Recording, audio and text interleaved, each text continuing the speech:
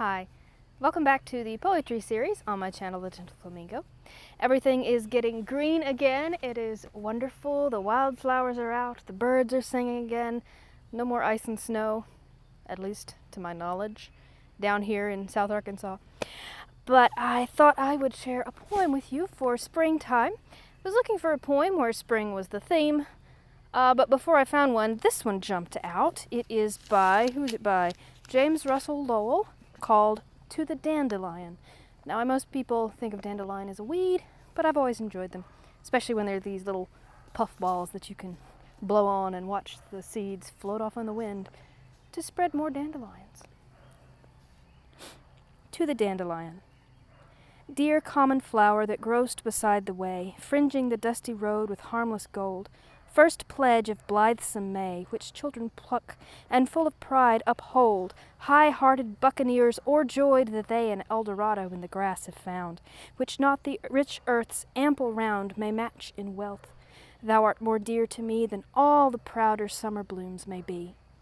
Gold such as thine ne'er drew the Spanish prow through the primeval hush of Indian seas, nor wrinkled the lean brow of age to rob the lover's heart of ease. 'Tis the spring's largesse, which she scatters now to rich and poor alike with lavish hand, though most hearts never understand to take it at God's value, but pass by the offered wealth with unrewarded eye. Thou art my tropics and mine Italy. To look at thee unlocks a warmer clime. Thine eyes giv'st me are in the heart, and heed not space or time. Not in mid-June the golden cuirassed bee feels a more summer-like warm ravishment in the white lily's breezy tint, his fragrant Sybaris, than I, when first from the dark green thy yellow circles burst.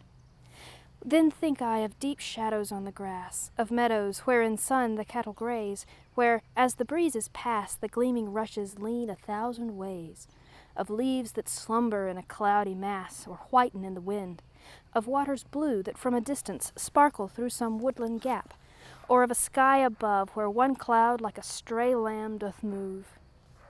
My childhood's earliest thoughts are linked with thee.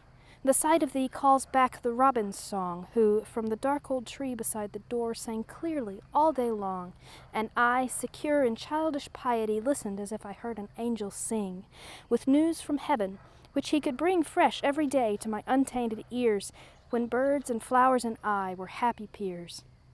How like a prodigal doth nature seem, when thou, for all thy gold, so common art. Thou teachest me to deem more sacredly of every human heart, since each reflects since each reflects in joy its scanty gleam of heaven, and could some wondrous secret show, did we but pay the love we owe. And with a child's undoubting wisdom look on all these living pages of God's book.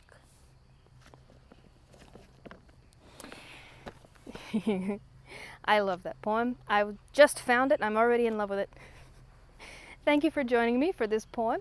If you have a poem you'd like for me to check out, please leave it in the comments below. I'd love to hear from you. In the meantime, I hope you stay safe, stay well, and I'll be back at some point with another poem.